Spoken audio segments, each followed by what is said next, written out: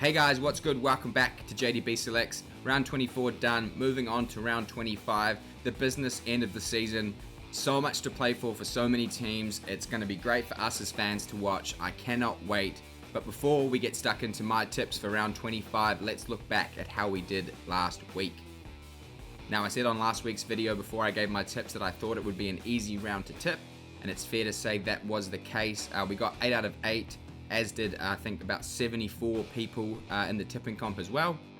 All 8 favourites got up too, which I think is just the second time that has happened all season. So hopefully you also got 8 out of 8 last week. If you didn't, hard luck. If you did, congrats. This week I think is going to be a bit trickier. There's about 2 or 3 50-50 games in my opinion. And it's really critical this time of year, especially in tipping comps, because it is tight at the top. Now, if you don't know by now, we do have a subscribers tipping comp. There's probably not much point joining now, to be fair. We're almost done for the season, but keep an eye out for all the details for the 2024 competition. And speaking of the tipping comp, there are no changes at the top there, with Abdullah and Jared68 still battling it out on 128 points. I think most of those people in the top 8 got a perfect round last week, so it didn't affect the ladder. But good luck to Abdullah, Jared68, Bronx, Brisbane Blaster, Paul the Storm Supporter, all you guys. Good luck with your tips, and you guys watching the videos as well. Let's get stuck into my personal tips for round 25. Alright, round 25 gets underway on Thursday night with the 9th placed North Queensland Cowboys taking on the 5th placed Cronulla Sharks at Queensland Country Bank Stadium in Townsville. Starting first with the Cowboys, they will be coming off their final bye of the season, but the week prior were lucky Brisbane didn't put 50 on them in the 4X Derby, getting bested 36 points to 14. North Queensland couldn't handle the speed of the Broncos, and their defence was reminiscent of earlier in the season, with Brisbane finding plenty of holes and only being undone by their own unforced errors. The loss of Valentine Holmes was evident, with Chad Townsend unable to convert any of their 3 tries, but Murray Taulagi and Kyle Felt were strong on their left edge, combining for most of the Cowboys' points. North Queensland's poor start to the season now means they'll need to win at least 2 of their last 3 games, which includes the Dolphins and the Panthers, to cement a place in the top 8, and I have a feeling they'll be up and about for this week's game. And as for the Sharks, Cronulla kept their top 4 aspirations alive with a breezy 36-6 point win over the Gold Coast Titans. Cronulla dominated field position and pulled the Titans apart through the middle, with quick play the balls allowing Blake Brayley to ask plenty of questions from dummy half.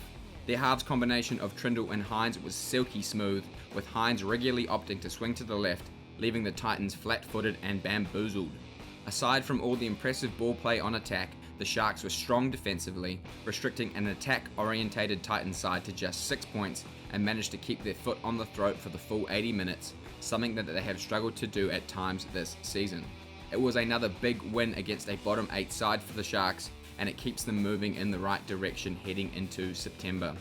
Looking at the two sides head-to-head, Cronulla have won 13 of the past 16 games against the Cowboys, and they've also won 5 of their last 6 trips to Townsville. These two sides they met earlier this year too, back in round 9, with the Sharks pouring on 7 tries to 1 on their way to a 44-6 point win. Ooh, this is one of those games that I think could really go either way, but I am going to take the Cowboys here by 1 to 12 points. It is a do-or-die game for them, and they should be full of running following a week off last week. I also think that being at home is a massive advantage despite what the stats say. The only thing that does worry me though is obviously without Val Holmes, their goal kicking may come back to haunt them. But man, I'm gonna do it. I'm gonna take the Cowboys 1 to 12. Moving now to the first of 2 Friday fixtures, starting first with the 3rd placed Warriors taking on the 12th placed Manly Sea Eagles at Daniel Anderson Stadium here in Auckland. Starting first with the Warriors, they extended their winning streak to 5 with a tough 30-22 point win over the West Tigers in the Tron. The Warriors dominated field position but were slightly off on attack for the 2nd week in a row, struggling to find the last pass and coming up with too many errors in the first set after points. Their goal line defense continued to be rock solid but did look shaky on the edges, with the Tigers running in all 4 of their tries from long range. The standout was easily Aiden Fanua-Blake, who was incredible once again, running for 262 metres with 75 post contact, 1 try and 7 tackle breaks. Now, he was taken from the field in the dying stages with what seemed to be an ankle injury, but should be okay to line up again this week. The other big injury news was Wade Egan was hospitalised after receiving an elbow from Stefano Uta-Ekumanu to the throat, but that was just precautionary and he should be good to go this week. Chance Nickel-Klokstad is also expected to make his return from concussion this week, which will push Tuapeki back to the 18th man. And as for Manly, the Sea Eagles came to play against the Panthers, but fell away in the second half, going down 24 points to 12. Manly tried to unsettle Penrith with fast line speed and an expansive style of play, shifting to the edges from deep within their own end, and it did work early. DCE was unreal and had a clear game plan to kick low and long to nullify the meters of the Panthers' back three, but a few brain explosions from Schuster and Garrick, coupled with losing multiple players to head injury assessments, stretched the Sea Eagles a leg too far. The Sea Eagles were near perfect in the first 40 and were unlucky not to lead at the break, completing just shy of 90%, but couldn't handle the pressure in the second half with their season on the line and slumped to a 63% completion rate. To Manly's credit though, I thought they were extremely competitive through the middle for 60 odd minutes, which is pretty impressive considering Aloiai, Lodge and Paseka were sidelined, and Brad Parker, Ben Trebojevic were both deemed Category 1 concussions, which means they won't be making the trip across the Tasman. Looking at the two sides head to head, Manly have a pretty good historical record over the Warriors and have won their last 3 straight. They've also won 11 of the past 14 games in Auckland. I've got to throw at least one positive Warrior stat in there. I mean, come on. They are technically undefeated at Mount Smart this season in dry conditions, and right now the forecast is looking perfect. Another pretty interesting game to tip, but I am going to be a bit biased, of course, and take the Warriors 1-12. I think Manly will still be quite light on middles, and the Warriors forward pack has been extremely strong, but I am just going to take the Wars 1-12 because they do look a bit susceptible on the edges, and I think the speed of Saab and Kohler could yield a few points for Manly, so Warriors 1-12 for me. And the final game on Friday has the 10th placed Parramatta Eels hosting the 11th placed Sydney Roosters at CommBank Stadium in Sydney. Starting first with Parramatta, the Eels were absolutely thumped by the Broncos, 54 points to 10, and sorry to say Eels fans, you know what they say about conceding 50 points. Parramatta were in the contest for the first 20 minutes, with both sides locked in an arm wrestle going set for set, with the Eels even having the better chances until the floodgates opened. They couldn't contain the speed of the Broncos and conceded 42 unanswered points while missing 43 tackles to Brisbane's 10 and only seeing 38% of possession. To make matters worse, they lost Mitchell Moses at halftime after he suffered a season-ending facial fracture, and Andrew Davey was forced from the field with an HIA. One of the very few positives out of that game was Dylan Brown. He ran for over 150 metres with 1 try and 4 tackle breaks. He seems to be improving week on week since returning from suspension, but now that Moses is sidelined, Brown will have a lot more pressure on his shoulders for the remainder of the year. The good news though for Eels fans is that both Micah Sivo and Regan Campbell-Gillard will make their return from suspension this week. And as for the Chooks, they avenged their round 1 loss to the Dolphins in style and kept their slim finals hopes alive with a crucial 30-14 point win. The Chooks had the best of it early but couldn't come up with points through errors and poor execution, and were almost held scoreless at halftime until Joey Manu got one just before the break. The Tricolours cleaned up their handling in the second stanza, with Tedesco, Suali'i and Tupou making big meters, and Drew Hutchinson taking advantage of a tied Dolphins forward pack, scoring 2 tries and running for over 150 meters. The Roosters need to win all 3 of their remaining games to ensure they are any chance of making the 8, and with games against the Eels without Moses, the last placed Tigers, and an out of form South side, they genuinely could go close. In terms of injuries, Egan Butcher is expected to make his return this week after suffering a concussion and is the only expected change. Looking at the two sides head to head, the Roosters have won 7 of the last 9 games against the Eels. However, the Eels have won 2 of the last 3 games at CommBank.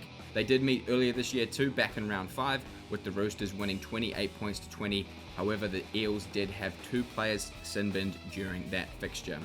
Ooh, another tough one to tip, but I am going to take the Roosters 1-12. I think Moses is so important to that Eels side, and I think that they will really miss his long kicking game.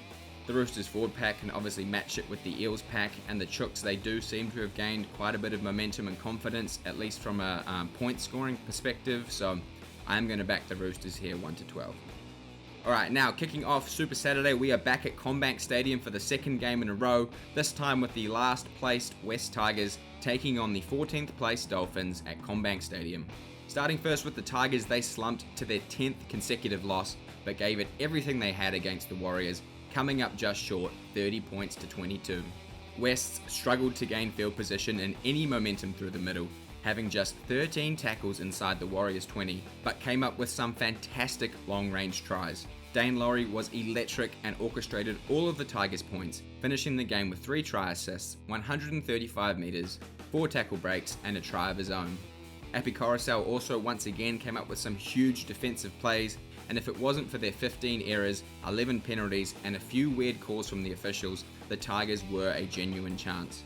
I've said it before and I'll say it again, there's plenty to like about the Tigers, and I think Tim Sheen summed it up best. There's a really big difference between losing a game and being beaten, and his side has shown that despite losing 10 in a row, they aren't going down without a fight. And as for the Dolphins, their slide continued too. They slumped to their 7th defeat in their last 8 games with a disappointing 30 to 14 point loss to the Roosters. Wayne Bennett's side completed near 90%, but lost the field position battle early and couldn't contain the likes of Tedesco, Smith and Hutchison around the ruck. The Finns' depth has really been tested at different stages this season and will be tested even further, with Wayne Bennett confirming Jeremy Marshall-King is unlikely to return this season, and both Kenny Bromwich and Connolly Lemuelu expected to miss this week's game with concussion. They've battled on valiantly this season and have some really exciting players joining the club next year, but are likely to continue limping through the final 3 rounds. No head-to-head stats in this one, as this is the first time these two sides will square off. However, the Tigers, they have lost their last 4 games at CommBank, while the Dolphins haven't won a single game in Sydney yet. You know what time it is, baby. Tigers time. I really like what I've seen from them this year, and I think they are so due a win, it's not even funny. They should have beaten the Raiders. We won't talk about that, or else I'll get very, very annoyed. And the Dolphins, they're just not quite the same side without Jeremy Marshall-King.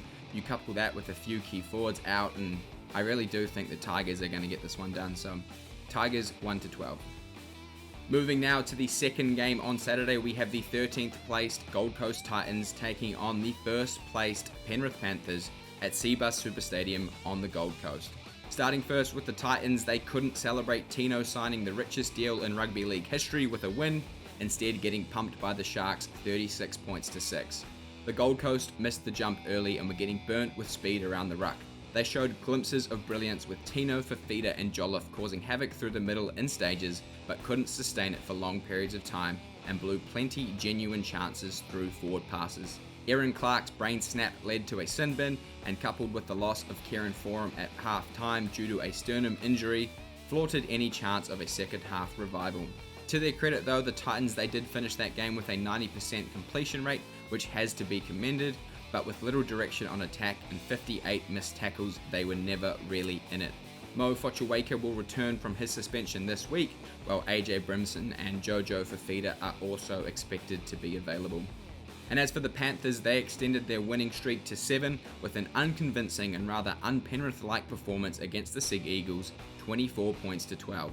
Penrith struggled to gain their normal amount of metres and were rushed on attack by Manly's line speed, hardly firing a shot in the first 40 minutes, with both tries coming fortuitously from an intercept and a clear knock-on. They handled the pressure better than Manly in the second half and started to impose themselves through the middle, with Moses Leota having a big impact off the bench and Taruva finding holes on the edges. The Panthers clearly missed Jerome Luai, but he should be back on deck this week, as well as potentially Isaac Tungo and Tyrone Peachy, who is set to make his return from suspension. Looking at the two sides head-to-head, the Panthers have won 12 of the last 15 games, including 8 of the last 9 and 4 straight, and the Titans have only beaten the Panthers once on the Gold Coast since 2015. One of the easier ones this round, I do believe, so I am going to take the Panthers here 13+. I don't think I need to elaborate on that too much more. This is a pretty safe bet in my opinion. And the final game on Saturday has the 16th placed St. George Illawarra Dragons taking on the 4th placed Melbourne Storm at Wynn Stadium in the Gong. Starting first with the Dragons, they couldn't achieve back-to-back wins against an awful Rabbitohs side, getting beaten 26 points to 14. It was a really ugly game to watch, with both sides completing in the 60% range and coming up with a whopping combined 27 errors. The Saints were beaten around the ruck and couldn't slow down Souths play the balls and allowed the Bunnies to make easy meters through the middle. Even Ben Hunt couldn't save them this week, as he had an off night with the boot and came up with a few schoolboy errors of his own. I don't really have too much else to say about it really. The Dragons need to find some improvement before the season's over to give them that momentum going into next year, but it is really hard to see where they'll get that from. And as for the Storm, Melbourne managed to beat the Raiders in Melbourne for the first time since 2018, and in doing so secured themselves 4th position on the ladder with a dominant 48 to 2-point win. It was an arm wrestle for the first 20 minutes before Melbourne clicked into gear and completely shut out the Raiders. Their defense was on point, holding the Raiders basically scoreless and running in 9 tries to 0, with their big three of Grant, Munster and Hughes leading the way. Hughes has really stepped up in recent weeks after copping a lot of criticism, and even Melbourne's forward pack have really lifted their game, but they are still susceptible to a few errors. Now I know Ryan Papenhuyzen played his second game in Queensland Cup last week and is nearing return, but man, I mean, Meaney has been a standout recently, or pretty much all season, and needs to be retained in that side somewhere, so that's a good problem to have if you are a Melbourne fan.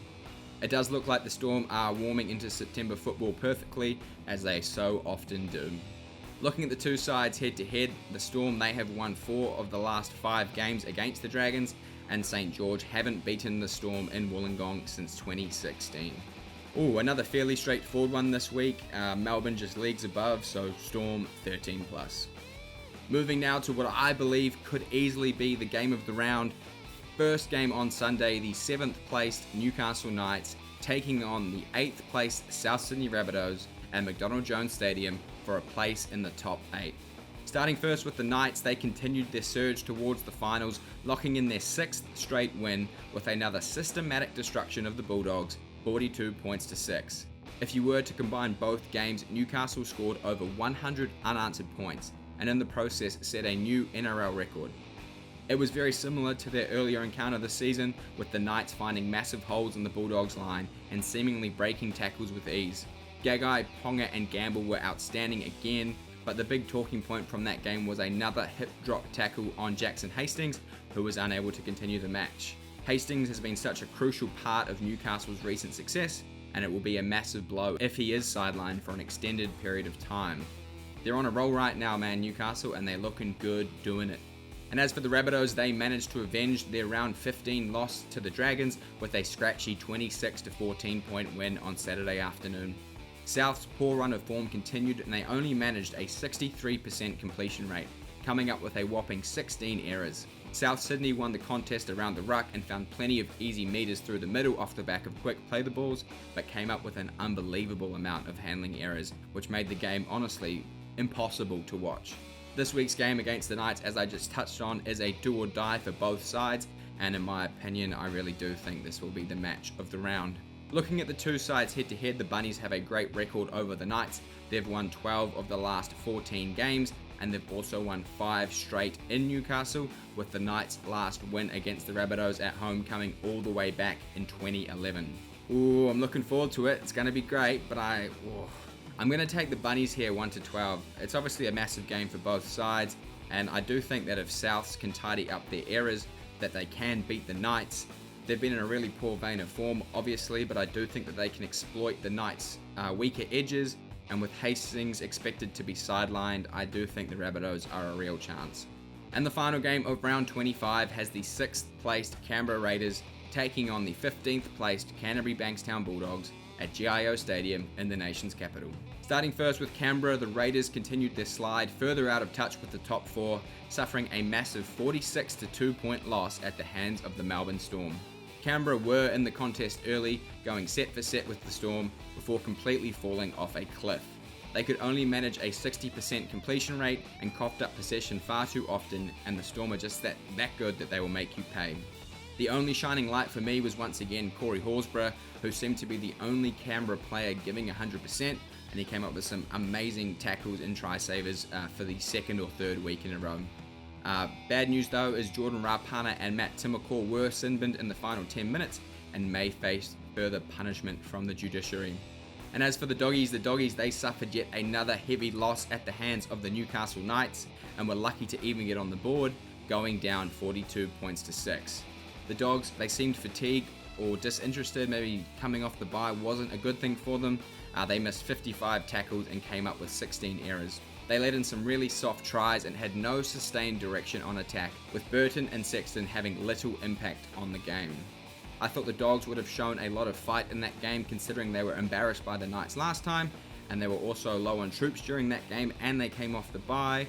But boy, I do not like what I saw in terms of effort or attitude from the Bulldogs yesterday. Looking at the two sides head to head, the Raiders have won 7 straight games against the Bulldogs and haven't lost to the Dogs at home since 2015. The Raiders also secured a narrow 34-30 point win over the Dogs earlier this year, and that was in round 10 Magic Round. Geez, another tough game to end the round. Both sides obviously need to bounce back after disappointing results last week, but I got to back the stats and take the Raiders at home. They've obviously shown a bit more this year and will need to win this week to retain their place in the top 8. And honestly, the Dogs' effort and attitude against the Knights was just so off-putting that I don't know how you could take the Dogs at any stage for the remainder of the season. Bang, and just like that, we're back and done for another week. In summary, I'm taking the Cowboys, Warriors, Roosters, and Tigers by 1-12. The Panthers and the Storm 13+, and then the Rabbitohs and Raiders 1-12. Thank you as always for watching. I really do appreciate all the support. Leave a like on the video, get involved in the comments, let me know who you're tipping, and I'll see you in the next one.